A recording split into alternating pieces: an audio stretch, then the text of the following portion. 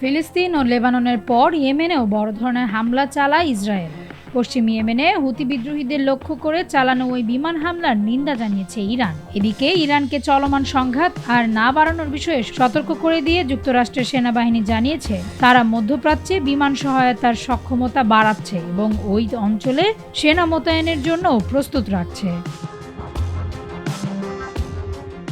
লেবাননের ইরান সমর্থিত সশস্ত্র গোষ্ঠী হিজবুল্লাহ প্রধান হাসান নাসরুল্লাহকে ইসরায়েলের হত্যার ঘটনা তেহরানকে প্রতিশোধ নিতে প্ররোচিত করতে পারে এমন উদ্বেগ বাড়তে থাকার মধ্যেই মার্কিন প্রেসিডেন্ট জো বাইডেন মধ্যপ্রাচ্যে মার্কিন বাহিনীর অবস্থান ঠিক করে নিতে পেন্টাগনকে নির্দেশ দেওয়ার দুদিন পর এই ঘোষণা সামনে এলো।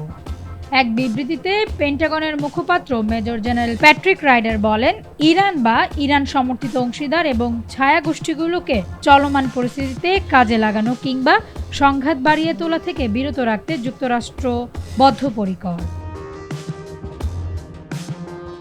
তিনি সতর্ক করে দিয়ে বলেন, ইরান বা ইরান সমর্থিত গোষ্ঠীগুলো যদি চলমান পরিস্থিতিকে কাজে লাগিয়ে মধ্যপ্রাচ্য অঞ্চলে আমেরিকান কর্মী বা স্বার্থকে লক্ষ্যবস্তু করে তাহলে যুক্তরাষ্ট্র নিজ জনগণকে রক্ষায় প্রয়োজনীয় সব ব্যবস্থা নেবে।